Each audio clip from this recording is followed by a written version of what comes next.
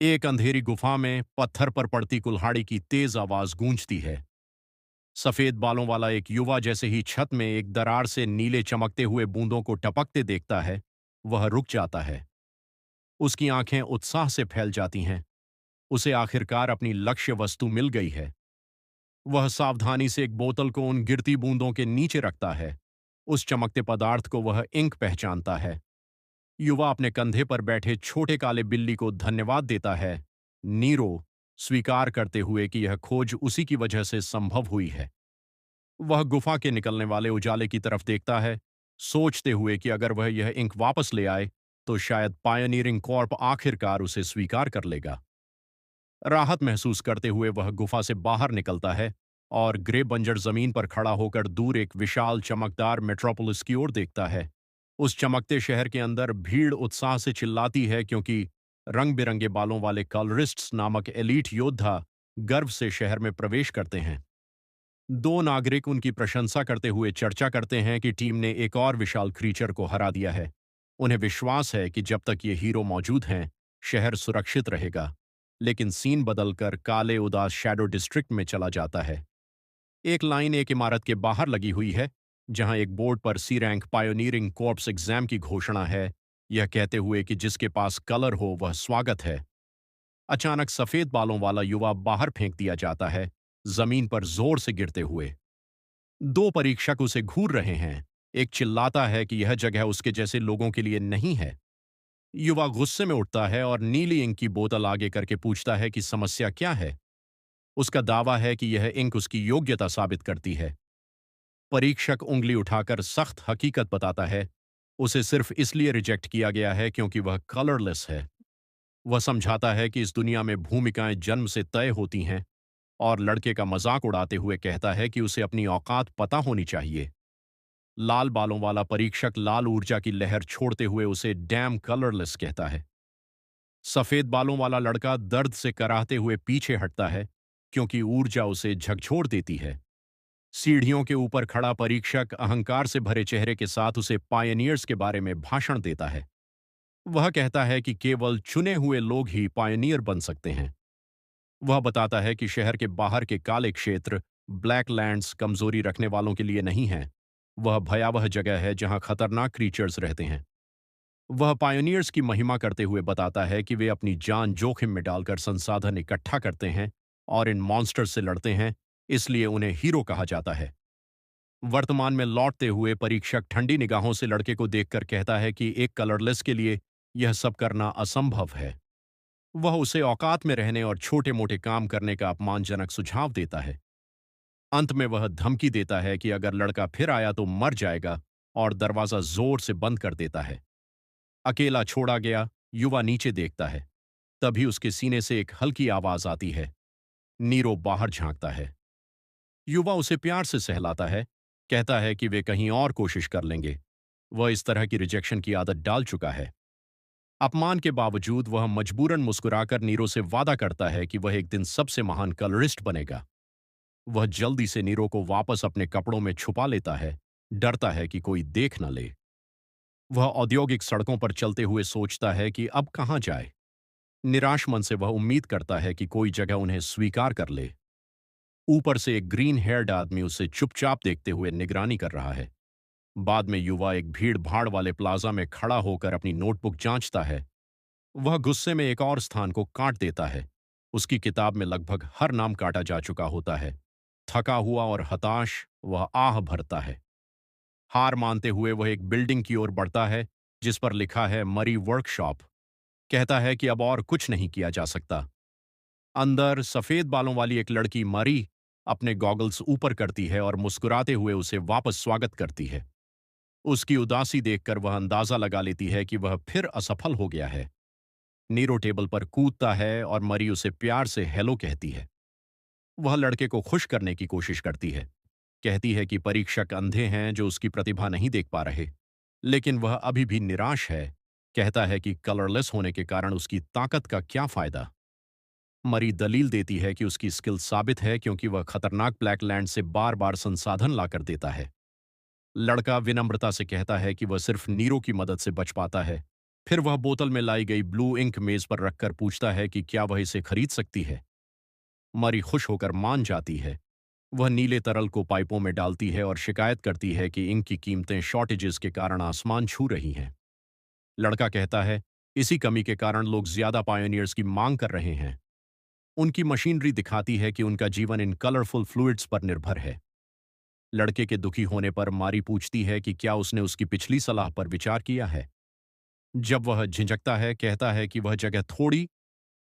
मरी जोर से कागज टेबल पर पटकती है, चिल्लाते हुए कि अब उसे हर चीज ट्राई करनी होगी। कागज पर लिखा है, S rank Dawn, pioneering corps की भर्ती एंट्रेंस टेस्ट, सभी के लिए खुला है, सिलेक्शन पूरी तरह स्किल बेस्ड होगा। लड़का हैरान रह जाता है। वह स्वीकार करता है कि उसने हमेशा ये मानकर आवेदन नहीं किया कि वह फेल हो जाएगा। वह सोचता है कि क्या ऐसी प्रतिष्ठित जगह वाकई उसकी स्किल को पहचानेगी। मरी मुस्कुराकर उसे प्रोत्साहित करती है, कहती है कि अगर टेस्ट सच में स्किल बेस्ड है तो यही उसका मौका है। वह उसे याद दिलाती है कि कॉलरिस्ट बनना उसका पुराना सपना है। एक फ्लैशबैक दिखता है। बारिश में एक अकेला छोटा लड़का नीरो को पकड़कर खड़ा है। यहीं से उसका सपना शुरू हुआ था। मारी उसे आश्वासन देती है कि वह हमेशा उसका साथ देगी। उत्साहित होकर लड़का मुस्कुराता है और फैसला करता है कि अब झिझक खत्म। वह भर्ती का पर्चा कसकर पकड़ लेता है। मारी को अलविदा कहकर निकल पड़ता है। चुप गलियों में चलते हुए वह सोचता है कि उसे परीक्षा के लिए तैयारी करनी होगी। अचानक नीरो पीछे की किसी उपस्थिति को महसूस करता है। तभी एक आवाज पूछती है, क्या हुआ? एक हाथ छाया से बाहर आता है, जिसमें लकड़ी की छड़ी है और उसके सिरे पर हरी चमकती हुई गेंद। ऊपर से निगरानी करने वाला ग्रीन हेयर्ड मैन अपनी छड़ी सीधे उस पर तानता है।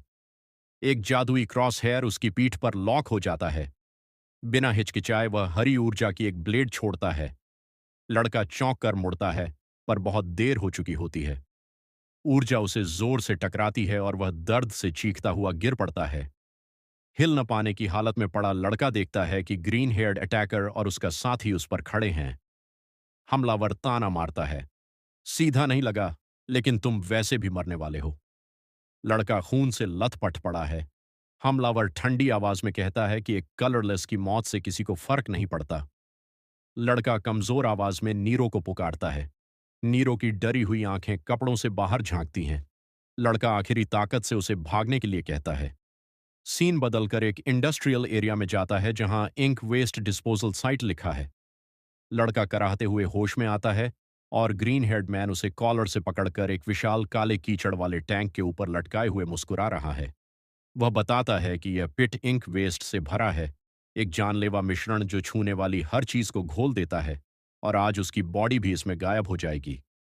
डरते हुए लड़का पूछता है कि वह कौन है और उसने हमला क्यों किया।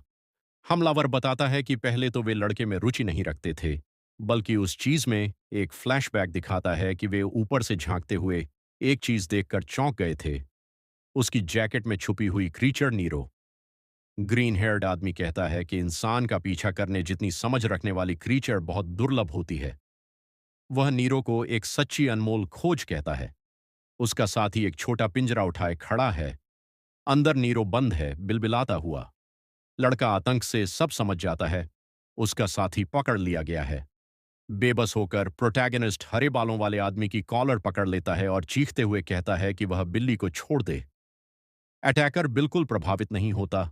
वह लड़के के गुस्से का मजाक उड़ाता है, उसे दयनीय बताते हुए। उसकी आंखों में लालच चमकता है और वह समझाता है कि यह क्रीचर एक कलरलेस मालिक के लिए बहुत कीमती है और इसे ब्लैक मार्केट में बहुत बड़ी कीमत पर बेचा जाएगा। वह आसानी से लड़के को हरा देता है, उसे गला दबाकर हवा में उठा लेता है, ताना मारते हुए कहता है कि यह पालतू उसके लायक नहीं है।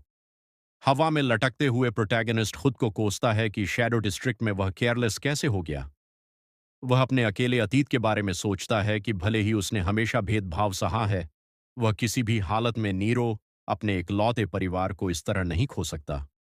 गुस्से के उफान में वह चेतावनी देता है कि उससे पंगा मत लेना, और अटैकर की बांह को जोर से पकड़ लेता है। ग्रीन हेयर्ड आदमी रुक जाता है, कुछ अजीब महसूस करते हुए। उसका घमंडी चेहरा सदमे में बदल जाता है क्योंकि उसके चेहरे के आसपास ऊर्जा छटकने लगती है। एक घूमती हुई हरी आभा अटैकर से प्रोटैगोनिस्ट के हाथों में बहने लगती है और आदमी दहशत में चीखता है, यह महसूस करते हुए कि उसके शरीर से कुछ जबरदस्ती खींचा जा रहा है। इस अनजान अनुभव से डरकर वह लड़के को जोर से झटक कर दूर फेंक देता है, सीधे जहरीले इंक वेस्ट के टैंक में। अटैकर इस घटना को समय की बर्बादी कहकर नजरअंदाज कर देता है, जबकि नीरो अपने पिंजरे से बिलखते हुए चिल्लाता है। विलन्स घोषणा करते हैं कि अब वे अमीर हो गए हैं और ब्लैक मार्केट की ओर निकल जाते हैं, बिल्ली की चीखों को अनसुना करते हुए। काले तरल के गहराई में प्रोटैगनिस्ट रोशनी को फीका होते देखता है। नीरो की चीखें दूर होती जा रही हैं। वह तैरने की कोशिश करता है, लेकिन उसका शरीर सुन्न पड़ा है। उसकी आंखों के सामने यादें घूमने लगती हैं और वह सोचता है कि क्या उसकी कहानी यहीं इस अंधेरे गड्ढे में खत्म हो जाएगी। लेकिन तभी उसे अपने छोटे बचपन का वह दृश्य दिखता है जहां वह नीरो को सीने से छिपटाए हुए है। उसे महसूस होता है कि वह अब भी हार नहीं सकता, क्योंकि वह अब भी अपना वादा निभाना चाहता है। एक गहरे शून्य में एक रहस्यमयी आवाज बेहोश प्रोटैगनिस्ट से पूछती है कि वह कुछ कर क्यों नहीं रहा। भ्रमित होकर वह पूछता है कि यह आवाज कौन है। उसके सामने बड़े अक्षर चमकते हैं, आदेश देते हुए कि उसे इसे स्वीकार करना होगा। विचारों की एक बौछार उसके मन में गिरती है, उसे नीरो को बचाने और अपने सच्चे कलर को स्वीकार करने की पुकार करती है। प्रोटोगोनिस्ट का चेहरा छाया में ढक जाता है। आवाज उससे मांग करती है कि वह अपनी शक्ति वापस ले। काले तरल के घूमते भंवर से एक हाथ बाहर निकलता है। प्रोटोगोनिस्ट स्थिर खड़ा रहता है, जबकि कालेपन की एक लहर उसके ऊपर से खत्म हो जाती है।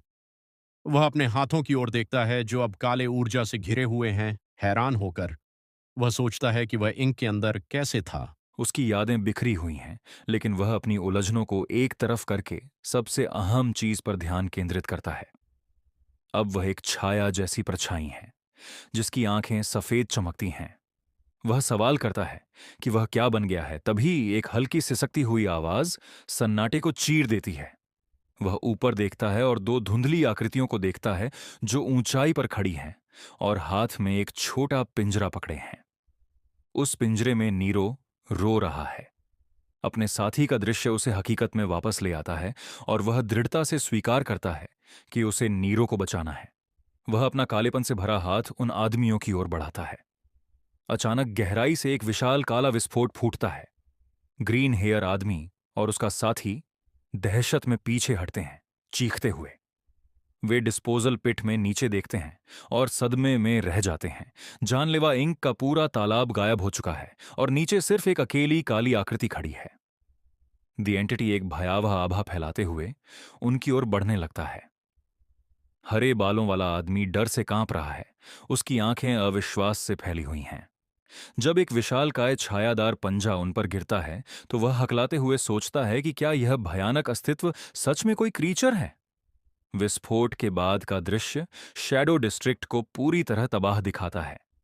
एक घबराया हुआ बुजुर्ग पुलिस अधिकारी पर चिल्लाते हुए कहता है कि उसने एक छोटी सी हाथ जैसी चीज को अचानक कहीं से बाहर आते देखा, जिसने एक विशाल काले ऊर्जा का विस्फोट कर पूरे इलाके को नष्ट कर दिया। धूल बैठने पर मेडिक्स हरे बालों वाले अटैकर और उसके असिस्टेंट के बेहोश शरीरों को उठाकर ले जाते हैं।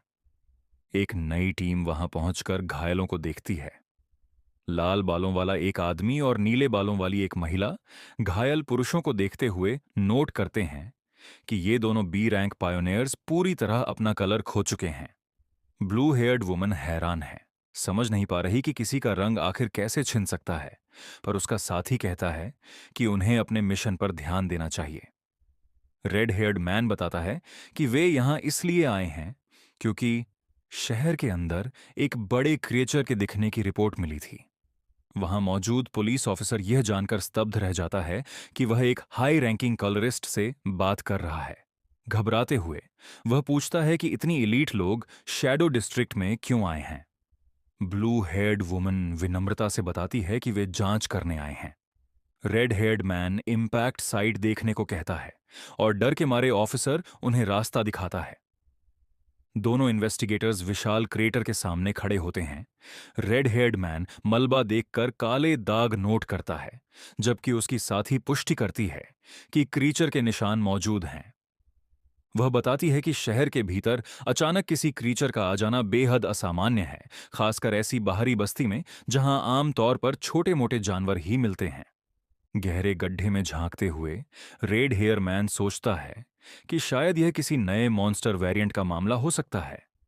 वह बोर सा दिखता है, पर गंभीरता से समझता है कि इस अनोखे एंटिटी को ढूंढना मुश्किल होगा, क्योंकि यह सामान्य पैटर्न में फिट नहीं बैठता। दृश्य बदलकर एक उजड़े हुए इलाके में पहुंचता है, जहां चारों ओर मलबा फैला हुआ है। अंधेरे में एक बिल्ली की आवाज गूंजती है। के छाया में पड़े पड़े दर्द से कराहता है। उसे एक खुरदुरी जीभ का एहसास होता है और वह जागता है तो देखता है कि नीरो उसके बाल चाट रहा है। राहत से भरकर के उसे तुरंत कसकर गले लगा लेता है, खुश कि वह सुरक्षित है। लेकिन फिर उसके शरीर का दर्द उसे चुभता है और वह कराह उठता है। के बैठकर समझने की कोशिश करता है कि क्या हुआ था। उसे वे हरामजादे याद आते हैं जिन्होंने उस पर हमला किया और उसे एक वैट में फेंक दिया था। उसे याद आता है कि वह एक जहरीले काले तरल में गिरा और नीचे डूब गया। जिंदा होने पर उसकी आंखें सदमे से फैल जाती हैं। वह अपने हाथ उठाकर अविश्वास में देखता है, मानो सोच रहा हो कि क्या असंभव सच हो गया। वह अपना सिर छूता है और कुछ अलग महसूस करता है। उसके पहले सफेद थे, अब जेट ब्लैक हो गए हैं। के अपने नए काले बालों को पकड़कर घूरता रह जाता है, समझ नहीं पा रहा कि वह कैसे जिंदा है और उसकी शक्ल सूरत इतनी बदल कैसे गई। पूरी अंधेरी जगह में खड़े होकर के इधर उधर देखता है, सोचता है कि वह कुछ देख क्यों नहीं पा रहा। वह घबराकर नीरो को पुकारता है। जवाब में नीरो हवा में छलांग लगाता है और तेजी से घूमते हुए एक तेज सफेद प्रकाश छोड़ता है जो पूरे इलाके को रोशन कर देता है। अचानक रोशनी से एक भयानक दृश्य सामने आता है। वे एक गहरी गुफा में हैं, चारों तरफ काले राक्षसी प्राणियों की भीड़ से घिरे हुए। के सदमे में घूरता रह जाता है, हकलाते हुए पूछता है कि वे आखिर कहां हैं। उसे डर के साथ एहसास होता है कि वे ब्लैकलैंड्स में हैं, जो कि शहर से बहुत दूर की एक उजड़ी हुई भूमि है। उसे याद आता है कि यह ब्लैक फॉरेस्ट इतनी खतरनाक है कि सिर्फ बी रैंक पायोनियर्स को ही अंदर जाने की इजाजत होती है। मॉन्स्टर्स उनकी ओर बढ़ते देख कै घबरा जाता है। वह नेरो को चिल्लाकर कहता है कि पीछे आओ और भागने लगता है। चमकता हुआ नेरो उसके साथ उड़कर रास्ता रोशन करता है। के अपनी जान बचाते हुए दौड़ रहा है। एक विशाल शैडो सरपेंट उसके पास से निकलता है और वह किसी तरह बचता है। वह हालात को बेहद खतरनाक बताते हुए नीरो को रोशनी के लिए धन्यवाद कहता है। अंधेरे जंगल में दौड़ते हुए वे पथरीली चट्टानों पर चढ़ते हैं ताकि जानवरों से बच सकें। नीरो की रोशनी का पीछा करते हुए वे एक गहरी खाई में नीचे कूद जाते हैं ताकि पीछा करने वालों से दूरी बन सके। दौड़ते दौड़ते के चेहरे पर घबराहट की जगह उलझन आने लगती है, क्योंकि वह अपने शरीर में कुछ अजीब नोटिस करता है। वह अपनी छाती देखता है जहां से काली ऊर्जा निकल रही है और उसे महसूस होता है कि उसका शरीर आश्चर्यजनक रूप से बेहतरीन लग रहा है। वह सोचता है कि इतनी देर भागने के बाद भी उसे थकान क्यों नहीं हो रही। वह एक चौड़ी दरार को अविश्वसनीय फुर्ती से पार करता है और मजबूत तरीके से लैंड करता है। उसे एहसास होता है कि उसका शरीर किसी रहस्यमयी ऊर्जा से भर चुका है। तभी नीरो खतरे को महसूस करता है। एक भयंकर भेड़िए जैसा शैडो क्रीचर के पर झपटता है। के समझ जाता है कि उसकी रक्षा कमजोर है और वह हमला रोक नहीं पाएगा। मौत पक्की मानकर वह आंखें बंद कर लेता है। दानव के दांत उसके हाथ पर जोर से लगते हैं, लेकिन त्वचा फाड़ने के बजाय जोरदार क्रैक की आवाज आती है। उस क्रीचर के दांत पूरी तरह टूट जाते हैं। के आंखें खोलता है और जिंदा देखकर हैरान रह जाता है। शैडो वुल्फ बुरी तरह डरा हुआ जंगल में भाग जाता है। के अपना हाथ देखता है, बिल्कुल ठीक, बिना एक खरोंच। वह अपने हाथों को देखता रह जाता है, समझता है कि ऐसी मार उसे मार देनी चाहिए थी। उसकी आंखें फैल जाती हैं। आखिरकार वह समझ जाता है कि यह कलर की शक्ति है जिसके लिए वह हमेशा तरसता रहा। अचानक जमीन जोर से कांपती है। अंधेरे से एक विशाल परछाई उठती है। एक दैत्याकार एक आंख वाला मॉन्स्टर, साइक्लॉप्स।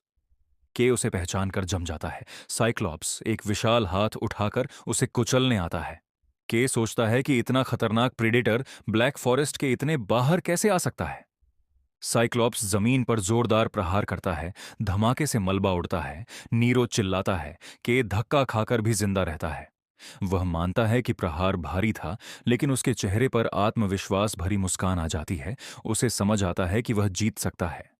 उसके मन में उसके अकेलेपन, उसके बीते दर्द, उसके संघर्षों की यादें आती हैं। वह समझता है कि आखिर उसे वह शक्ति मिल गई है जिसकी उसे हमेशा तलाश थी। वह फैसला करता है कि अब चीजें अलग होंगी। अचानक ऊर्जा उसकी बाहों में चमकने लगती है। वह मुट्ठी भींचता है। अब उसे भागने की जरूरत नहीं। उसका पूरा शरीर काली ऊर्जा से ढक जाता है। वह एक शैडो बीइंग में बदल जाता है, सफेद चमकती आंखों वाला। साइक्लॉप्स गुस्से से दहाड़ता है और अपने विशाल हाथ से उसे कुचलने आता है, लेकिन के जमीन से विस्फोटक ताकत से उछलता है। हवा में उड़ते हुए वह घातक मुक्का मारता है। साइक्लॉप्स का शरीर टुकड़ों में टूट जाता है। प्रहार से एक विशाल शॉकवेव निकलता है। पेड़ों के बीच रास्ता साफ हो जाता है। के हवा में मंडराता है, मलबे के बीच। फिर अचानक उसे बदलाव महसूस होता है। काली ऊर्जा गायब होने लगती है। सूरज की रोशनी में वह हरे जंगल और वाटरफॉल को ऊपर से देखता है। रंगों की खूबसूरती से दंग रह जाता है। उसकी शक्ति उतनी ही जल्दी खत्म हो जाती है। उसके बाल वापस सफेद हो जाते हैं। अब गिरने का एहसास होते ही के डर से चिल्लाता है और पेड़ों पर गिरकर जोर से टकरा जाता है। किसी तरह वह मलबे से बाहर निकलता है, जबकि नीरो ऊपर से चिंतित नजर आ रहा है। के जमीन पर गिर जाता है हांफते हुए और देखता है कि उसका कलर धुएं की तरह गायब हो रहा है। उसे अचानक एहसास होता है उसकी नई शक्ति की यह भयानक कमजोरी है। वह समझता है कि जितना अधिक वह इस तीव्र शक्ति का उपयोग करता है, उतनी ही तेजी से यह उसके शरीर से खत्म हो रही है और इस रफ्तार से वह पूरी तरह असुरक्षित रह जाएगा। अचानक उसके चारों ओर की दुनिया पूरी तरह अंधेरी हो जाती है और एक रहस्यमयी आवाज उसके दिमाग में गूंजती है, पूछते हुए कि वह किसका इंतजार कर रहा है। वह आवाज उसे कार्य करने का आदेश देती है, बताती है कि शिकार उसके ठीक सामने पड़ा है और उसे तुरंत खाने के लिए प्रेरित करती है। के नीचे देखता है उस साइक्लॉप्स के बिखरे हुए अवशेषों पर जिसे उसने अभी हराया था।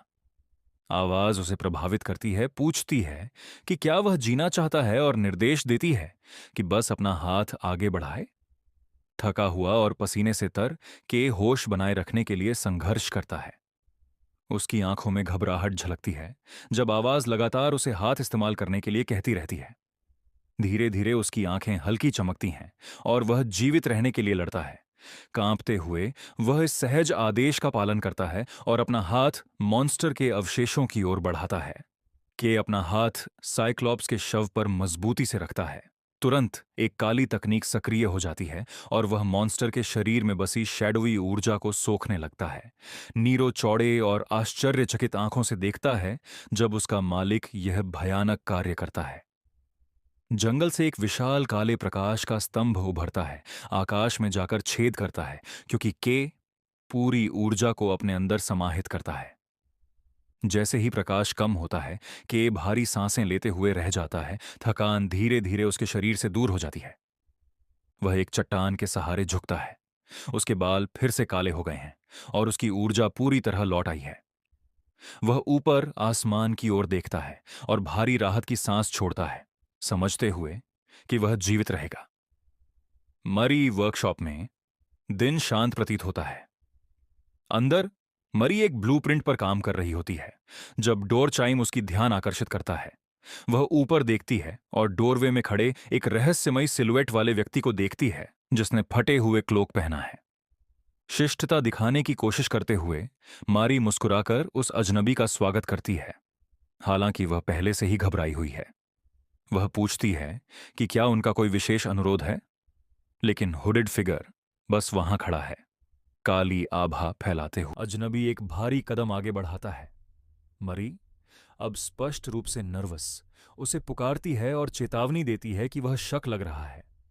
जब वह आगे बढ़ता रहता है, मारी डर से चिल्लाती है और बड़ी रेंच पकड़ लेती है, चेतावनी देती है कि अगर वह पास आया तो वह हमला करेगी।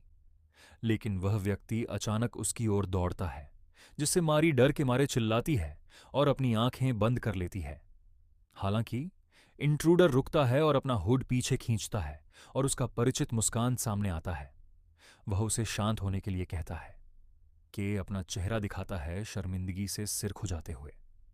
वह कहता है कि यह सिर्फ वह है, हालांकि वह स्वीकार करता है कि अब वह खुद को मुश्किल से पहचान पा रहा है। मारी अपनी रक्षा छोड़ देती है। उसकी आंखें चौड़ी हो जाती हैं। वह हकलाती है। उसके चेहरे में आए इस ड्रास्टिकल बदलाव को समझ नहीं पाती। मारी की आवाज बाहर तक गूंजती है जब वह अविश्वास में चिल्लाती है, यह पूछते हुए कि उसकी शक्ल सूरत को क्या हो गया है। मारी कांप रही है, एक धातु की पाइप को पकड़े हुए, डर के मारे उस हुडेड फिगर की ओर देखती हुई। अचानक उसका डर फटते हुए गुस्से में बदल जाता है। वह एक हैमर और एक रेंच निकालती है, चिल्लाते हुए कि उसने उन हरामियों को माफ नहीं करेगी जिन्होंने उसे चोट पहुंचाई। वह औजारों को बेकाबू होकर घुमाती है, चिल्लाते हुए कि उन कमीने लोगों का सर फोड़ देना चाहिए, जबकि के उसे शांत कराने की कोशिश में इधर उधर भाग रहा है, उसे यकीन दिलाता हुआ कि वह बिल्कुल ठीक है। यह महसूस करने के बाद कि वह सच में वही है, मारी रेंच नीचे रख देती है, मानते हुए कि वह ज्यादा बहक गई थी क्योंकि के से संपर्क टूटने के बाद वह डरी हुई थी। उसका चेहरा नरम हो जाता है और एक राहत भरी मुस्कान के साथ वह कहती है कि उसे खुशी है कि के सुरक्षित है। के उसे परेशान करने के लिए माफी मांगता है। अंदर ही अंदर के अपनी स्थिति की बेतुकी पर सोचता है कि जहरीली इंक में गिरकर बच जाना और कलर पा लेना अविश्वसनीय है। वह मारी से अपनी चिंता भी साझा करता है कि उसका नया कलर काला है, जो मॉन्स्टर्स से जोड़ा जाता है, और उसे लगता है कि लोग उसे गलत नजर से देखेंगे। लेकिन फिर वह इस सोच को झटक देता है, फैसला करते हुए कि महत्वपूर्ण बात यह है कि अब उसे आखिरकार कलरिस्ट बनने का मौका मिल गया है। वह घोषणा करता है कि वह सीधा पायोनियरिंग कोर एंट्रेंस एग्जाम देने जा रहा है और मारी का धन्यवाद करता है। फिर शर्माते हुए पूछता है कि क्या वह कुछ कपड़े उधार ले सकता है, और वादा करता है कि वह उन्हें वापस कर देगा। मारी थकान भरी सांस छोड़ते हुए पूछती है कि वह कितनी बार मिन्नतें करेगा, लेकिन फिर मुस्कुराती है और कहती है कि इसे एक भविष्य के कलरिस्ट में निवेश मान ले। अचानक वह के का हाथ पकड़कर उसे खींचने लगती है, कहती हुई कि उसके पास उसके लिए बिल्कुल सही चीजें हैं। दृश्य बदलता है। एक विशाल कॉलिसियम जैसे भवन की सीढ़ियों पर चढ़ती हुई उत्साही पायोनियर्स की भीड़ दिखाई देती है। अंदर सैकड़ों प्रतिभागी बड़े सफेद स्क्वायर प्लेटफॉर्म्स पर खड़े परीक्षा की तैयारी कर रहे हैं। भीड़ में 3 लड़कों का एक समूह घबराते हुए बातें कर रहा है। ब्लू हेयर वाला लड़का, जिसकी छाती पर एक 183 नंबर है, अपने नर्वस दोस्त को शांत करने की कोशिश करता है। पिंकिश बालों वाला दोस्त कहता है कि उसे यकीन नहीं हो रहा कि वे यहां तक पहुंच गए हैं। अब वे डॉन पायोनियरिंग कॉर्प्स की परीक्षा देने वाले हैं। यह एस रैंक ग्रुप खतरनाक ब्लैक लैंड्स में एक्सप्लोरेशन के लिए मशहूर है, जिसमें शक्तिशाली कॉलरिस्ट्स शामिल होते हैं, जिन्हें शहर की उम्मीद कहा जाता है। लेकिन उम्मीदवार चिंतित हैं क्योंकि बहुत से दमदार प्रतिद्वंद्वी यहां आए हैं। वे भीड़ में एक लंबी टर्क्वाइज बालों वाली लड़की को देखते हैं, जिसके बारे में अफवाह है कि वह एक प्रसिद्ध कलर फैमिली की बेटी है। उसके पास एक बीनी पहने लड़का भी खड़ा है। वे अन्य राइजिंग स्टार्स को भी देखते हैं, पिंक हेयर और गॉगल्स वाला लड़का और एक गैस मास्क पहने आदमी। लेकिन इन सब में सबसे ज्यादा चर्चा एक ही व्यक्ति की है। वे एक लड़के की ओर देखते हैं, गेल द गेल सोर्ड, हरा बिखरा हुआ बाल, तीखी आंखें। लोग मानते हैं कि उसका पास होना तय है। कहा जाता है कि वह खतरनाक क्रीचर्स को अकेले ही संभाल सकता है, लेकिन वह अपनी क्रूर और हिंसक प्रकृति के लिए कुख्यात है, जिसकी वजह से उसे अपनी पिछली कोर से निकाल दिया गया था। ब्लू हेयर्ड लड़का 183 घमंड से हंसता है और कहता है कि उसे गेल जैसे लोगों से डर नहीं लगता। अचानक उस पर एक काली छाया पड़ती है। गेल उसके ठीक पीछे खड़ा है, उसे चुनौती देते हुए कि वह वही बात दोबारा कहे। ब्लू हेयर्ड लड़के का खून सूख जाता है। गेल तिरस्कार में उन पर नजर डालता है, उन्हें हास्यास्पद बच्चे कहता हुआ। वह निराश होकर आगे बढ़ जाता है। वह बड़बड़ाता है कि यह एस रैंक परीक्षा होकर भी प्रतियोगिता बेहद कमजोर है। जब वह प्रतिभागियों पर नजर डालता है, वह मन ही मन सभी को खारिज कर देता है। सोचते हुए कि इनमें कोई खास नहीं है। लेकिन तभी उसकी आंखें सिकुड़ती हैं। वह टर्क्वाइज बालों वाली लड़की पर ध्यान देता है, एली कयन, सायन फैमिली की दूसरी बेटी। गेल मुस्कुराता है, मानते हुए कि कम से कम वह नोटिस करने लायक है। वह भीड़ की ओर हाथ बढ़ाने की कल्पना करता है और सोचता है कि आने वाली परीक्षा पर सब कैसे प्रतिक्रिया देंगे। एक मैकेनिकल स्पीकर क्रैकल करता है। सभी उम्मीदवार मुड़कर मंच की ओर देखते हैं। आवाज घोषणा करती है कि Dawn pioneering corps entrance exam आधिकारिक रूप से शुरू हो रहा है। मंच पर एक चमकीले सुनहरे बालों और पीली आंखों वाला आदमी खड़ा है। वह घोषणा करता है कि परीक्षा अब भी शुरू होती है। भीड़ हक्का बक्का रह जाती है। उन्हें एहसास होता है कि परीक्षक खुद एक प्रसिद्ध कलरिस्ट है। उम्मीदवार उत्साह में फुसफुसाते हैं। वह वही है जिसने हाल ही के क्रीचर हंट में बड़ी उपलब्धियां हासिल की थीं। अगर ऐसा एलीट कलरिस्ट भर्ती देखने आया है तो इसका मतलब है कि कोर बहुत गंभीर है। सब उसके चारों ओर से एक प्रचंड ऑरा महसूस करते हैं। कहते हैं कि एस रैंक सदस्य बिल्कुल अलग स्तर के होते हैं। परीक्षक भीड़ को देखता है और उनका स्वागत करता है। वह कहता है कि सभी के पास यहां आने की कोई न कोई वजह है, पैसा, शक्ति, सम्मान या कर्तव्य। लेकिन ठंडे स्वर में कहता है कि इन कारणों में से कोई मायने नहीं रखता। उसकी आंखें चमक उठती हैं। वह कहता है कि अंत में केवल कौशल मायने रखता है। वे ऐसे उम्मीदवार चाहते हैं जिनमें भारी ताकत हो, इतने मजबूत कि ब्लैक लैंड्स में जाकर मानव क्षेत्र वापस हासिल कर सकें। वह कहता है कि इधर उधर देखो और समझो कि साधारण लोगों की यहां जरूरत नहीं है। वह सफेद स्क्वायर प्लेटफॉर्म्स की ओर इशारा करता है और घोषणा करता है, पहला टेस्ट एक टूर्नामेंट होगा। वह समझाता है कि पायोनियर बनने के लिए सबसे महत्वपूर्ण क्षमता है कॉम्बैट एबिलिटी, क्योंकि शहर के बाहर की दुनिया क्रूर है जहां केवल सबसे योग्य ही बचते हैं। वह मुट्ठी भींचता है और आदेश देता है कि उम्मीदवार अपनी क्षमता साबित करे। वह कहता है कि पहले राउंड से आगे कौन जाएगा यह टूर्नामेंट के परिणाम से तय होगा। फिर वह नंबर पुकारता है, 126 और 286।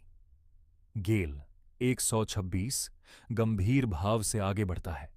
भीड़ फुसफुसाती है। गेल बहुत भारी प्रतिद्वंद्वी है और उसके मुकाबले में आने वाले पर तरस खाती है। गेल शैतानी मुस्कान देता है। वह सोचता है कि इसे मजा आएगा क्योंकि वह बोर हो रहा था। उसकी आंखें शिकारी जैसी चमक से खुल उठती हैं, सोचता हुआ कि वह अपने प्रतिद्वंद्वी को कैसे खेलकर हराए। तभी वह देखता है कि कोई उसके सामने मंच पर आ रहा है। एक रैगेड क्लोक में छिपा क्रीपी लड़का, नंबर 286। गेल उसे ऊपर से नीचे तक देखता है, सोचता है कि इस हुडेड आदमी की स्टांस कमजोर और हल्की लग रही है। गेल अपने हथियार की हिल्ट पकड़ता है। अब बात करने का कोई मतलब नहीं। वह तलवार खींच लेता है। एक तेज आवाज के साथ हरा विंड एनर्जी चारों ओर फैल जाती है। स्पेक्टेटर्स सांस रोककर देखते हैं, उसे पहचानते हुए। गेल सोर्ड स्टाइल। चमकती हरी तलवारें हवा में प्रकट होती हैं। भीड़ उसकी तारीफ करती है कि इतनी कम उम्र में इतना एडवांस्ड सोर्ड्समैनशिप संभालना अद्भुत है। गेल अपने प्रतिद्वंद्वी पर घूरता है, काटने के लिए तैयार।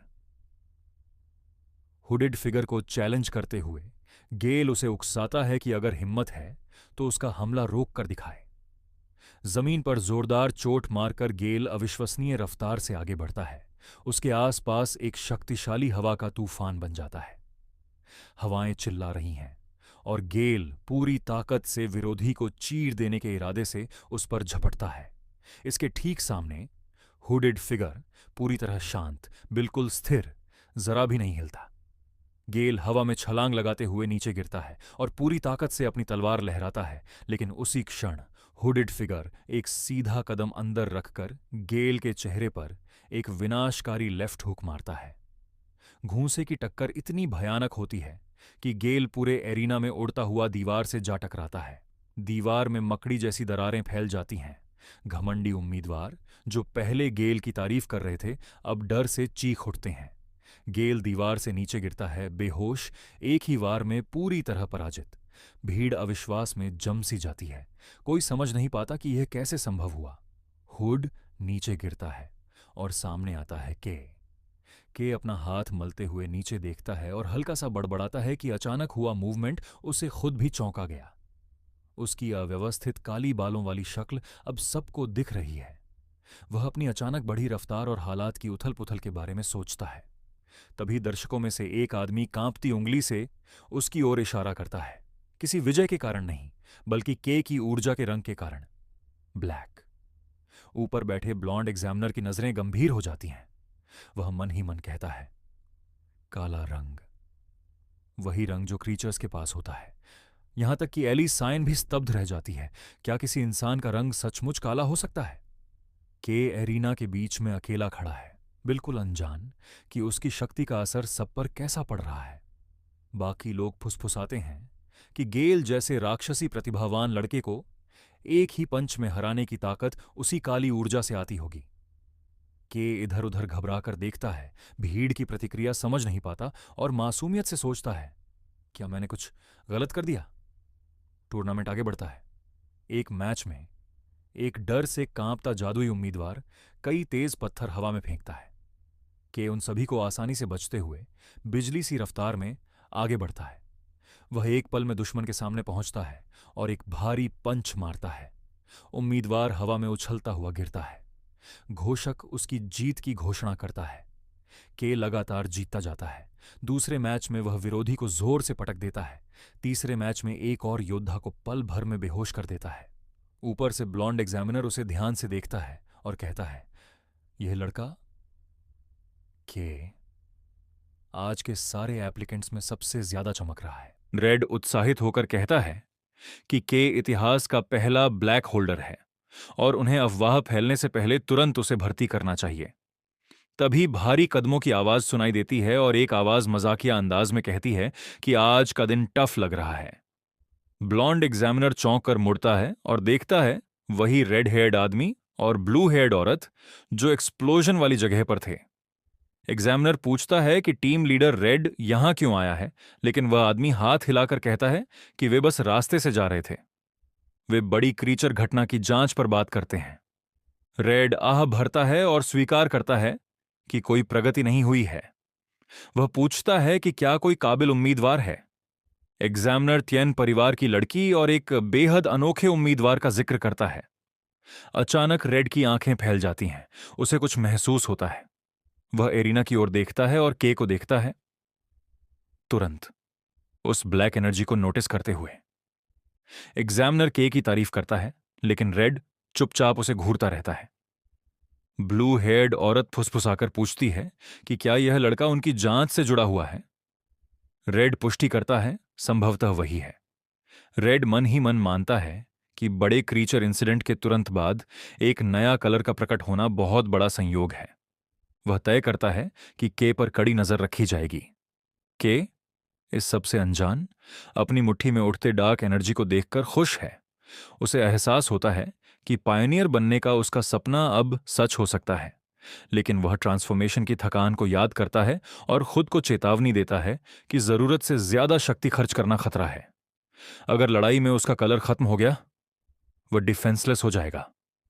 अचानक एरिना में बर्फ की विशाल लहर उठती है। एक आइसी वॉल बनता है। वहां एली कैन खड़ी होती है, शांत, बर्फीली धुंध से घिरी। अनाउंसर कहता है, नंबर 17 विंस। के और बाकी दर्शक दंग रह जाते हैं। टाइन परिवार की शक्ति हमेशा प्रभावशाली होती है। एली नीचे आती है। के उसे बड़ी हैरानी से देखता है। कैसे कोई इतनी भारी मैजिक का सामना कर सकता है? एली अचानक उसके सामने रुकती है। तीखी निगाहों से उसे देखती है, जैसे उसकी आत्मा को पढ़ रही हो। फिर बिना कुछ कहे आगे बढ़ जाती है। के उलझन में रह जाता है। एग्जामिनर घोषणा करता है कि पहला एग्जाम खत्म हो गया है। वह अगले टेस्ट की घोषणा करने ही वाला होता है कि उसके कंधे पर कोई हाथ रख देता है। Colourist red. वह कहता है कि दूसरा एग्जाम वह खुद संभालेगा। उम्मीदवार हक्के बक्के रह जाते हैं क्योंकि रेड द शाइनिंग सिटी का सबसे खतरनाक कलरिस्ट है। उसकी डिस्ट्रक्टिव शक्ति इतनी है कि साथी भी उसके साथ काम करने से डरते हैं, और जब भी वह एग्जाम लेता है कोई पास नहीं होता। एग्जामिनर उसे रोकने की कोशिश करता है, लेकिन रेड हंसते हुए कहता है कि उसे रोज डांट पड़ती ही रहती है। वह कहता है, टेस्ट बहुत आसान है, बस सह लो। और उसी पल उसका शरीर विशाल आग में बदल जाता है। आग की एक सुनामी हर उम्मीदवार के चारों ओर एक एक गोल आग का घेरा बना देती है, उन्हें अंदर फंसाते हुए। अंदर लोग जलती गर्मी में चीख रहे हैं। रेड कहता है कि यह ब्लैक लैंड्स के वातावरण की सिर्फ हल्की झलक है। वह ठंडे स्वर में जोड़ता है, अगर सह पाए पास, अगर नहीं तुम पायनियर बनने लायक नहीं हो। उम्मीदवार अंदर खौल रहे हैं। एग्जामिनर रेड की खूबसूरत कंट्रोल पर हैरान है। एक ही झटके में इतने लोगों को कवर कर देना पीक लेवल शक्ति की निशानी है। अचानक एक तेज क्रैक की आवाज आती है। एक फायर बैरियर नीला पड़ता है और फट जाता है। एली कियोन बाहर निकलती है, बर्फीली ऊर्जा हवा में फैल रही है।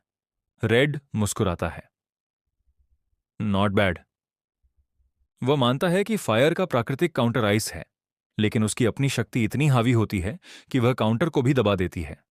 वह सोचता है यह लड़की वाकई प्रोडिजी है। अब रेड उस लड़के को ढूंढता है जिसके बारे में एग्जामिनर ने बताया था। के अपने घेरों में स्थिर खड़ा है। रेड सोचता है यह तो टूट भी नहीं रहा, मजाक था क्या? लेकिन अंदर के दहशत में है।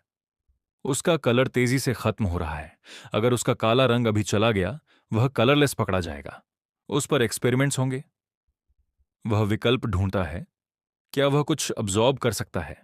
उसकी नजर आग की दीवार पर जाती है, फिर उसके मन में बिजली सी कौंधती है। यह बैरियर भी एक कलर एबिलिटी है, तो क्या वह इसे अब्जॉर्ब कर सकता है? वह रिस्क लेता है, हाथ आगे बढ़ाता है और दीवार को छूता है। हुम! अचानक आग मरोड़ खाती है और के उसे खींचना शुरू करता है।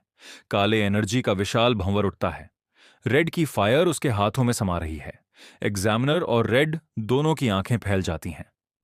रेड पसीना पोंछते हुए कहता है, we found a real lunatic. के लाल और काले मिश्रित औरा से ढका खा खड़ा है, पूरी तरह दहला देने वाला। भीड़ स्तब्ध, चुप। लेकिन अंदर के फिर घबरा रहा है। इतना हाईलाइट होने का इरादा नहीं था। एली डर और उलझन में देखती है। क्या ब्लैक एक मानव कलर है भी? वो मानती है कि के उससे कहीं ज्यादा मजबूत है और सोचती है, आखिर ये है क्या? रेड के पास आता है, उसे कंधे से पकड़ता है। अगली बार ऐसा नहीं होगा। वह उसकी एबिलिटी की तारीफ करता है और कहता है कि उसे प्राइवेट में बात करनी होगी। के पूछता है कि एग्जाम का क्या हुआ? रेड हंसते हुए कहता है, इतनी पावर रखकर तुम पूछ रहे हो, ऑब्वियसली पास। के खुशी से भर जाता है। उसका पायोनियर बनने का सपना सच। तभी एग्जामिनर गुस्से से चिल्लाता है, लेकिन रेड हंसकर कहता है, चलो यार, एक बार माफ कर दो। एग्जामिनर घोषणा करता है कि एली पास है, लेकिन बाकी को दूसरे टेस्ट से गुजरना होगा। एली टनल की ओर देखती है जहां के जा रहा है। सीन बदलता है। रेड के को इंडस्ट्रियल रूइंस में लाता है। नीली बालों वाली औरत कार में है। के चारों तरफ देखता है और डर से जम जाता है। यह वही जगह है जहां वह इंक वेस्ट में गिरा था। रेड कहता है कि यहां एक बड़ा इंसिडेंट हुआ था। 2 पायनियर्स कलरलेस मिले थे और एक विशाल क्रीचर देखा गया था। वह के की ओर मुड़ता है। बहुत ध्यान से बोलते हुए क्रीचर प्रकट होता है और उसके तुरंत बाद पहला ब्लैक कलर होल्डर। कोइंसिडेंस? हाँ। उसकी ग्लोइंग आंखें के को पढ़ रही हैं। रेड कहता है कि के की एबिलिटी दूसरों के कलर्स को अब्सॉर्ब करती है। यह एबिलिटी पूरी तरह फॉरेन है। के डर से पसीना पसीना भागने के बारे में सोचता है, लेकिन रेड के सामने भागना असंभव है। अचानक रेड हंस पड़ता है। कहता है वो बस के को टेस्ट कर रहा था। के समझ नहीं पाता। रेड समझाता है कि कलर्स मिक्स नहीं हो सकते, लेकिन के की शक्ति रूल्स को तोड़ती दिख रही है। वह दूसरा एग्जाम याद कराता है। कहता है कि के क्लियरली कंट्रोल नहीं कर पा रहा था। के कुछ बोलने की कोशिश करता है, लेकिन रेड लाल एनर्जी के साथ चमक उठता है। वह हाथ आगे करता है, चलो टेस्ट करते हैं, ट्राई अब्सॉर्बिंग माई एनर्जी।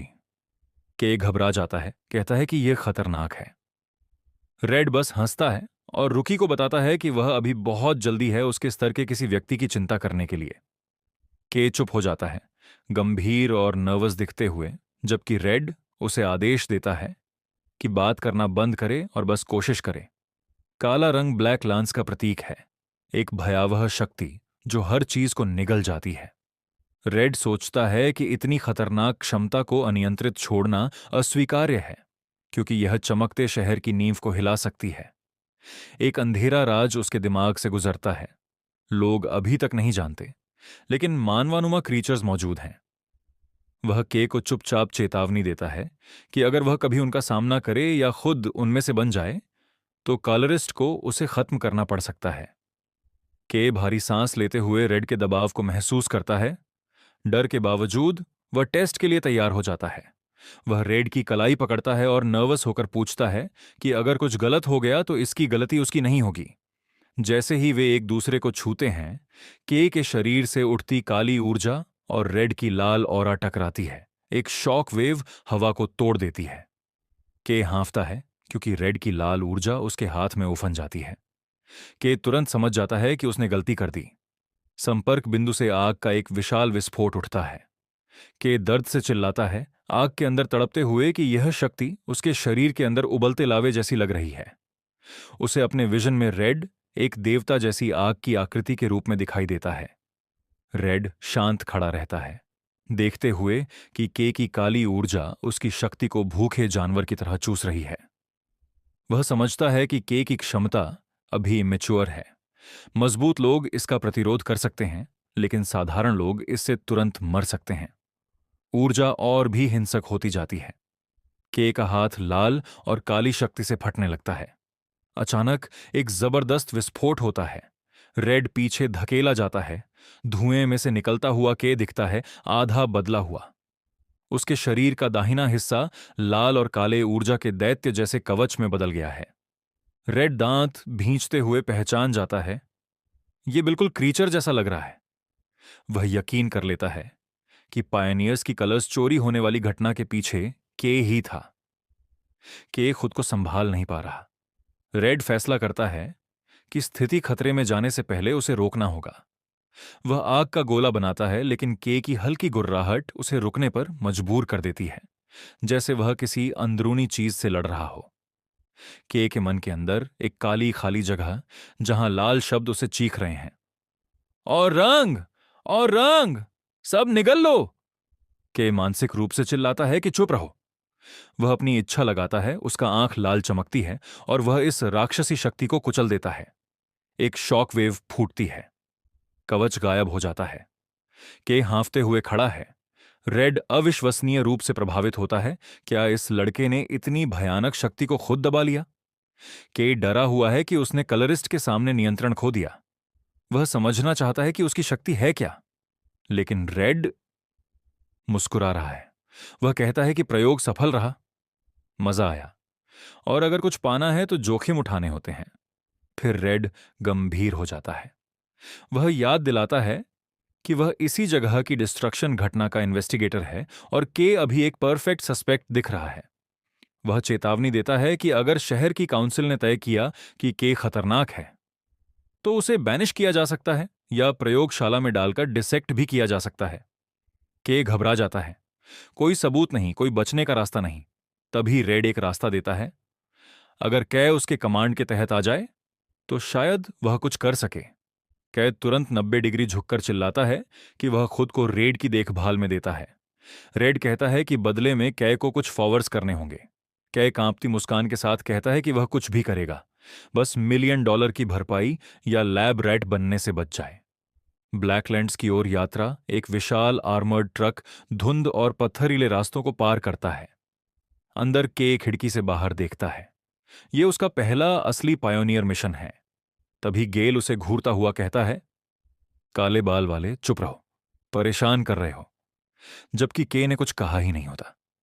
के गेल और एली सायन को देखकर सोचता है, क्या सच में यह टीम उसके लिए सही है?